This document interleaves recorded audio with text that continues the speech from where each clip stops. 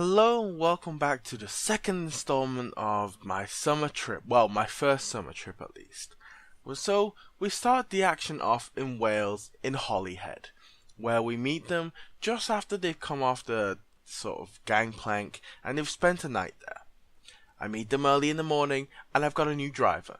As I mentioned previously, X has gone on his vacation and I have a new driver, new co-driver, Y.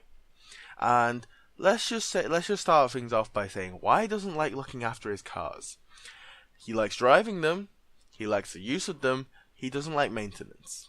Anyway, just keeping that in mind later on in the trip. So we pick them up and we start heading off towards it was Cardiff. We were heading towards Cardiff. It was another 200-mile drive and it was treacherous to say the least. Anyway, so along the way, we went through a couple of villages. I took a scenic route because, they were all full of views. And let's face it, it's England. You're not really going to see much. It's kind of bad here. Anyway, so I took them through a scenic route. We were going through a couple of national parks. And Y, however, he says it was an older GPS, like a TomTom. And it was, he blamed this device that he went, towards England, and he got onto a main motorway and drove most of the way on the motorway. I simply think he was just trying to get there faster. And we arrived around the same time, which was kind of worse. Like, there were maybe 10 minutes ahead of us, but yeah. Anyway, so we drove through like scenic villages and like these places that contain churches, and it was really nice. I stopped off in this like village area and took some pictures, and then we went past literally every lake since Scotland, because they never went up to Loch Ness. Every lake since then has been Loch Ness, and they've been looking for the Loch Ness monster in Welsh lakes. Anyway, so we stopped off at this really nice lake, and I probably shouldn't have parked there, but it was well within view of like the road, so it was sort of a dangerous move, but at the same time there was no car parks to sort of stop off and take pictures, so I just took a risk, and it was a quiet road. We stopped off, like, if you came round the corner, because you were going downhill to this bridge in this photo, you're coming downhill so you could see it from like a mile off. It was a van parked on the other side, and you could see cars clearly on the other side as well, so it wasn't in a very dangerous position per se. It was just dangerous because there was a van parked in the thing. Anyway, this next photo, not same lake, the lake further down, and I noticed, like, I'm not sure if you can really see this, there's a dam built on the far side, and there's like a little watchtower kind of deal on it, and I was just like, I thought it was really weird. I already passed one, and then, because they were all asleep in the van, so I decided to wake them up, and he goes, it's a really nice lake, let's go take some photos, do the touristy thing. And it was on this lake that I decided to skim some stones. 4 is my record. Come beat me, yo. Please don't. I don't know how to skim stones. I just kind of throw them. Anyway, so 4 is my record. Yeah. Anyway, so we start heading towards Glasgow. No, it wasn't Glasgow anymore. It was Cardiff. We went to Cardiff, and I don't have any photos of this place in Cardiff. It was kind of a nice feeling. It was kind of a nice feeling place. But a lot of the places were going up for sale, which kind of boggled my mind a little. It was a really nice place, and it was a shame. It was a real shame that this place was sort of becoming a bit more run down. But yeah, the hotel we stayed at was like part bar, part restaurant, part hotel. And yeah, there was like a door that you sort of pressed the button and you went out into the bar area. But yeah, so we chilled out for a bit, and we went to bed. We turned in early that day because it was a very long drive, and Y's age is getting up there, so we wanted him well rested for the next day. The next day we went to, oh wow, just where on earth was this place? It was I think it was like it was con something. Anyway, I'm gonna do the thing that I did before. I'm gonna fill in the areas I before. I know the places I sort of went to, but yeah. So these places, it was a nice, it was a nice area, tranquil village, and that kind of deal. And there wasn't a lot to see. We sort of walked through it, and we took pictures of this, that, and the other. There was a church that apparently it was really weird because on top of like next to the graves, they had trees, and they had people's names on the trees. So I'm not sure if the ashes were used to sort of fertilize the tree, or the tree sort of is a gravestone. But there was years, so these people are dead. Like the people on these plaques are dead because there's like a year to a year, and then the second year was already there. So they're clearly dead by now. But yeah, it's a nice tranquil place. Had a really weird road in it because I'm pretty sure the village existed before sort of like asphalt roads did, and this main road going through the village was only wide enough for a car. So on either side of this stretch, they had a traffic light that sort of made one end stop and this side could go, and then stop this side and the other side could come along. And it was the weirdest thing I've seen in a while. So I'm just like, eh. But yeah, so these photos, the people in these photos are the people sort of on this trip with me. And I am, like there's two photos, there's a group of them, and within it somewhere is there's Y, and there is also a passenger that we picked up, so like a relative of mine. Yeah, they decided to go as well. It's all good because they can sort of talk to the people in the van, because I really couldn't care less about what they did. So most of them slept anyway. Sorry, it's a really weird burp. Anyway, yes, and then it was just, I'm not sure if a lot of people know this. I used to do music. And it wasn't like music as sort of a career path or whatever. I learned piano when I was younger, and I know how to read sort of, I forgot what it's right. It's I guess it's music script.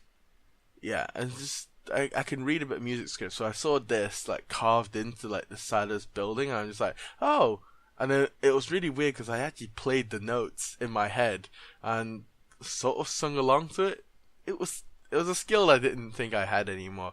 So that was a rejoiceful moment, and then I kind of missed playing an instrument. Anyway, moving on. The next area, right?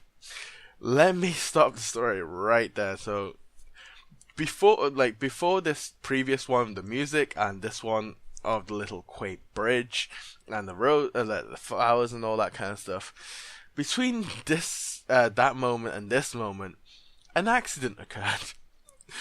It was, so Y's car is, as I said, very poorly maintained. And when we drove down to Holyhead, there was already a warning light on the car. And it's a sort of modern car, and it told you like the tire pressures were uneven. And this warning light came up. I told him, and he says like, don't worry about it. And he just pressed his button, and the warning sort of went away. And I didn't think about it much. So I'm driving ahead on like the dual carriageway. If you guys don't know what dual carriageway is, if you're from America or the rest of the world, that use sensible driving. Dual carriageway is sort of it's one or two lanes, and there's normally like a center divide with like a metal barrier in the middle, and there's normally like there's national speed limit, so it's 60, or I think it's like limited to 60. And so I was going down on the inside, and cars were passing me, and I look in the rearview mirror to double check that Y is following me, because his I don't want him to blame TomTom again, can't find his place.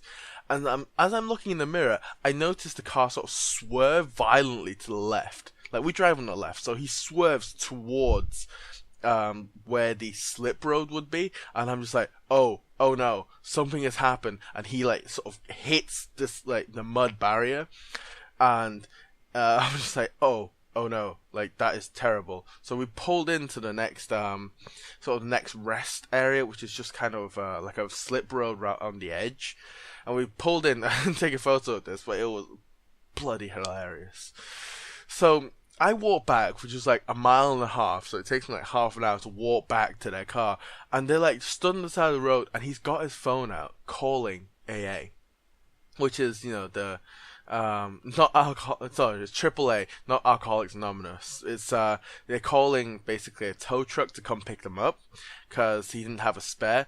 And what had happened was his wheels were so worn down that they just kind of exploded from like just the wear and tear. And I'm like, what, really?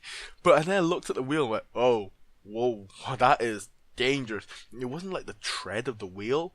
Like the sidewall had blown out. Like it was hanging on by like just shreds of rubber at this point.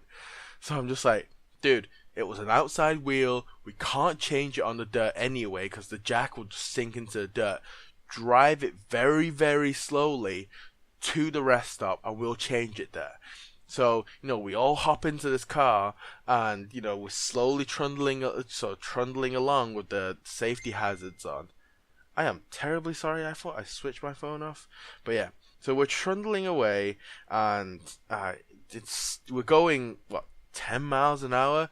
Because, I know we've got hazards on. Yeah, it's scary because these cars are like going past, not blaring their horns or anything because they know you have to get to a certain area and they can probably see the blown out tire.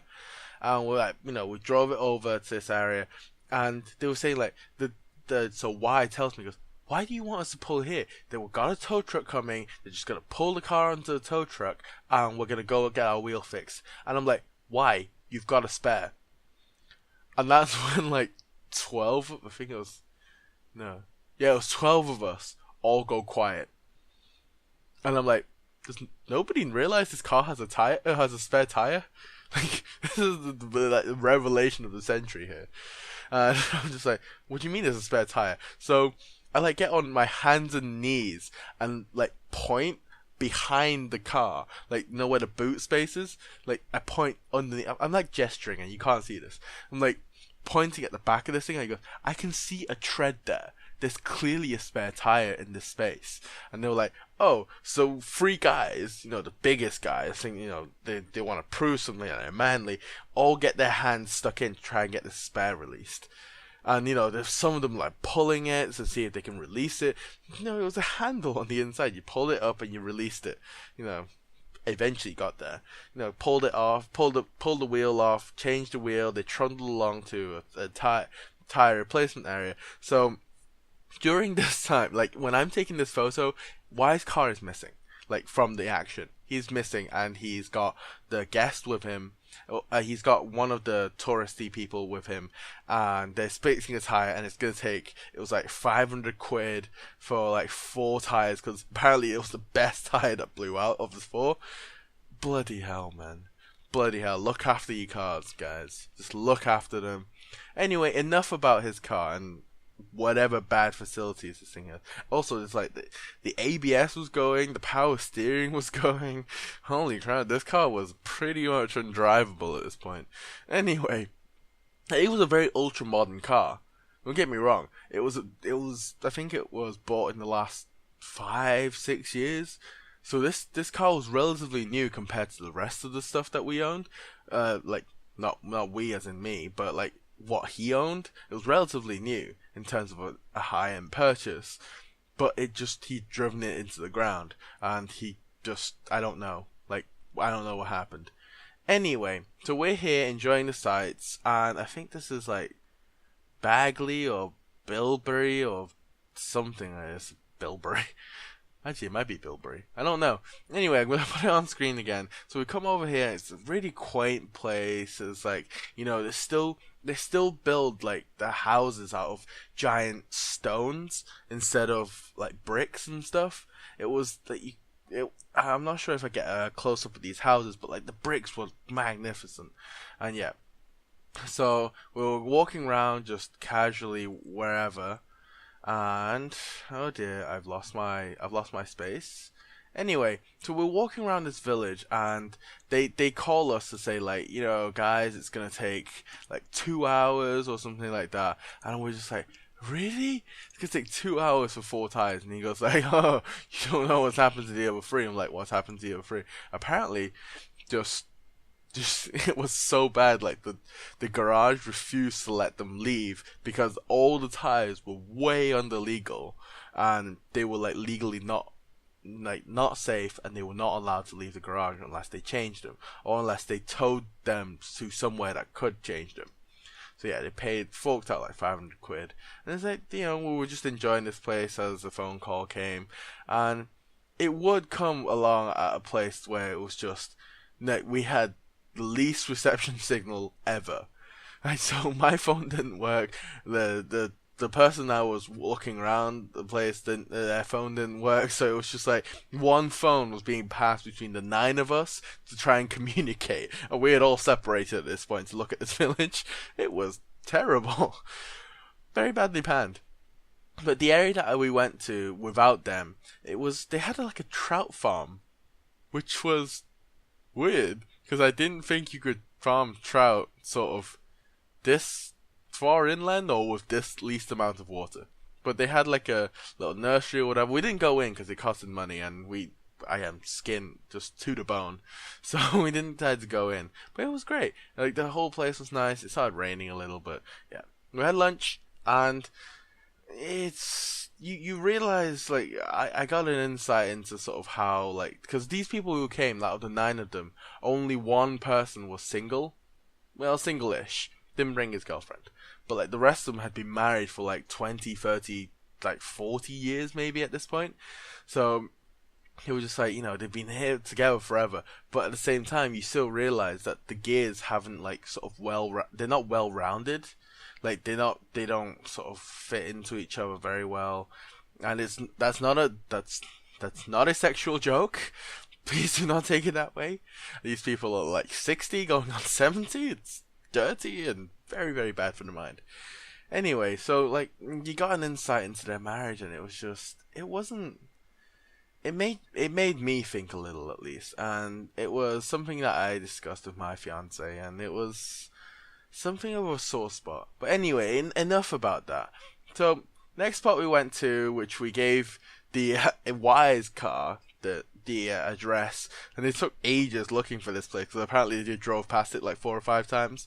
But yeah, so the next area that we went to was sort of quote unquote the Venice of England, which nobody would describe anywhere in England as nice as Venice, but apparently this was.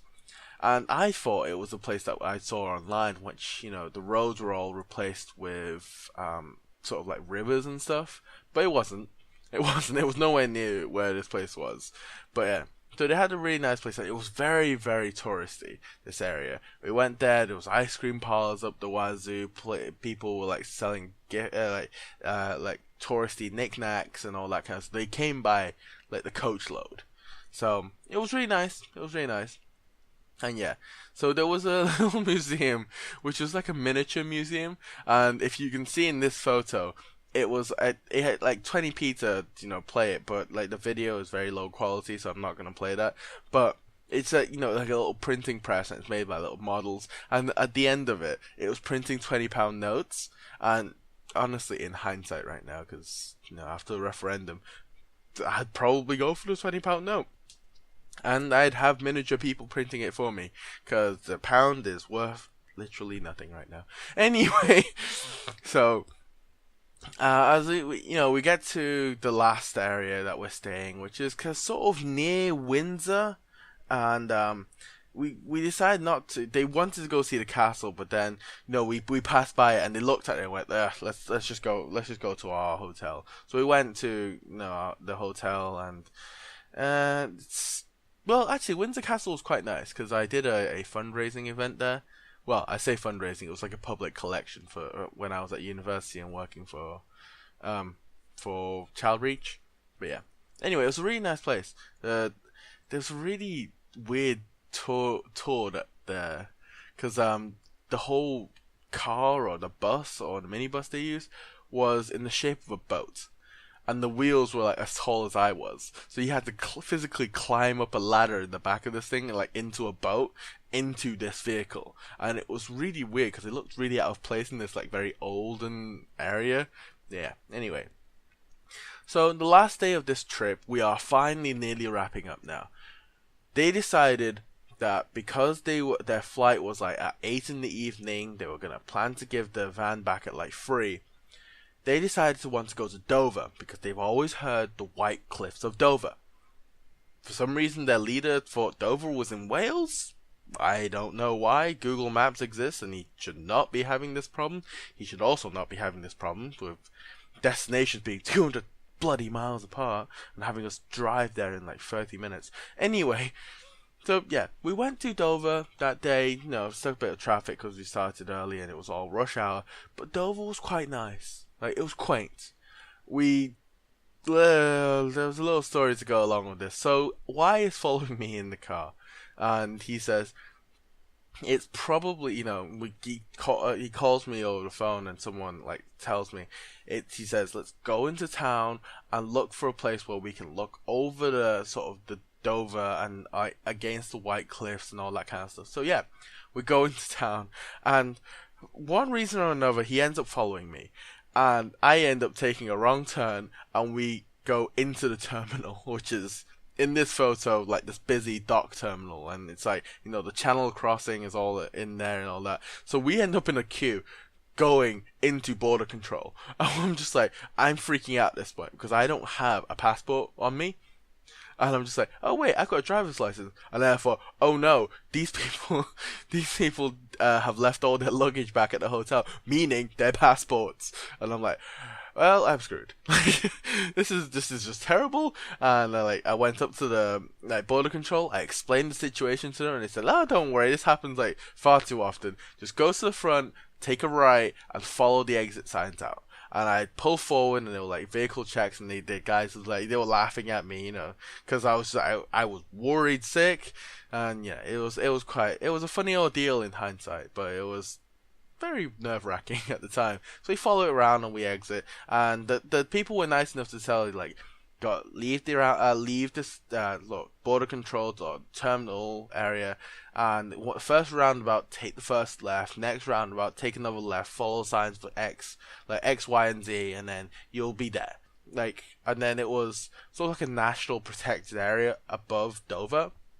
So we pulled in, we paid like the $3.50 or something to get like a minibus in, and yeah, we just went walking, and this is like what we saw along the journey. So we saw like first we looked into the docks, and then we started walking out, and it was just the lovely white cliffs. There was no sand, like there was no sort of sandy beaches, but like the rocks was like really black too. I don't understand that. If anybody understands this, please post in the comments like why the rocks might be black, but the cliff face was white. And yeah, I don't understand that. But it wasn't like seaweed or anything. Nothing was growing on these rocks. These rocks were just black. And yeah. Anyway, so we hiked out for a bit, and we decided, yeah, let's give it an hour. And, you know, we go out there, we take a couple of photos, everyone's posing, and this makes me wish I wore brown pants that day. So we're walking around, like, there's a fence to get to the edge of the cliff, and there's a road back. So we decided to go around this way, and then cross the fence, come back the other way. And, you know, I'm sort of going along with them, and I hop over this, what seemingly is a small gap in the cliff. I turn around, look down, and I'm like, oh my god, I nearly wet myself. Like, this thing is just a straight drop to the bottom, and it was wide enough for me to fall in. Like, I jumped to the other side. Like, don't be fooled here. And me, as a big guy, could easily slip between this crack, like, the two sides, and fall through. And I'm just like, I'm bloody, like, happy I didn't. Like, it was very, very, like, all the blood just kind of rushed down my body at that point. But yeah, no, a couple more pictures of, like, the White Cliffs. And then I found something that I didn't think I would find in Dover. I found the world's biggest Lego piece. Just no rhyme or reason why this thing was there, but it was just looked like the world's biggest Lego piece. Like, you know, those like 4 bump ones. It's just weird. And there was no sign, there was no plaque, there was no reason. It was just there. But yeah. Yeah, it was a really nice experience, and also one person got too lazy, so they stayed up at the top. Yeah, I captured this picture of them waving at us, and yeah, also like on the way back, we were walking down like on a lower platform, like these really round holes were in the wall. I don't know what they are, and I don't think they're natural. But like also the person with me said like, could these be like maybe left over from the wall where like a shell hit? But I don't think it would be perfectly round. It was like this thing was spherical and it was smooth to touch on the inside. It didn't look like someone had gone in with like a drill bit and like tried to drill something out. But yeah, it just didn't look natural anyway. Yep, and then we got up to the we were walking towards the car park, and you find this like little cave entrance to the side in this picture, and I'm just like, what on earth is that? I take one look inside, I'm like, I am not going in there. Like if there is like a homeless person in there and they stab me with like a hypodermic needle, I am gonna get like all sorts of just weird like diseases from this person. So yeah. It wasn't anything like that. I did eventually go in there. It was just like a rounded area. There was another entrance to like the left hand side of that hole, so it was really weird. But there was like signs someone had been living in it. There was like beer cans left over. It looked like someone had used one area as a sleeping area, and yeah. But yeah, so we eventually left them to it, and yeah, so that sort of concludes my first trip enjoying the summer. And thank you for staying with me. And yeah, this is the end of the story. It was a nice trip. It was a nice journey. I learned a lot. I was very tired. And yeah, so thank you for letting me relive this journey through the magical device called YouTube. And thank you for staying with me for so long. And yeah, thank you for joining me. I'll see you guys next time. As always, leave a like if you like this kind of content, like rambly content. If not, leave a dislike, leave a comment, tell me what I can do better, this, that, and the other. And yeah, more Minecraft on the way, hopefully. Anyway, I'll see you guys next time. Bye for now. I really should stop saying that. I've said that so many times.